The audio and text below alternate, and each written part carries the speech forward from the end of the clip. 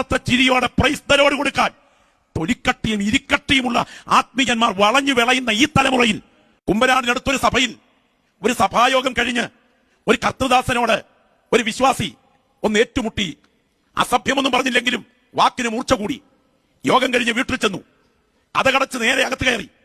ഭാര്യയും കുഞ്ഞുങ്ങളും ചോറ് വിളമ്പി വെച്ചിട്ട് വിളിച്ചിട്ട് വരില്ല, കഥക തുറക്കില്ല. എന്നിട്ട് അദ്ദേഹം നെഞ്ചത്തടിച്ചുകൊണ്ട് അകത്തിരുന്നുകൊണ്ട് പറയുകയാണ്, ഞാനത് പറയരുതായിരുന്നു. ഒടുവിൽ കഴിക്കാൻ വരാതെ വന്നപ്പോൾ അകത്ത് കരച്ചിൽ ഉയരുന്നത് കണ്ടപ്പോൾ കുഞ്ഞുങ്ങളും ഭാര്യയും ചുമതലപ്പെടുത്തിയ ആളിനെ വിട്ട് ഉപദേശിയെ വിളിച്ചു വരുത്തി. അദ്ദേഹത്തോട് കാലിൽ പിടിച്ച് ക്ഷമ ചോദിച്ചു. അതിനുശേഷം തലയിൽ കൈവച്ച് പ്രാർത്ഥിച്ചിട്ടാണ് ഭക്ഷണം കഴിച്ചത്.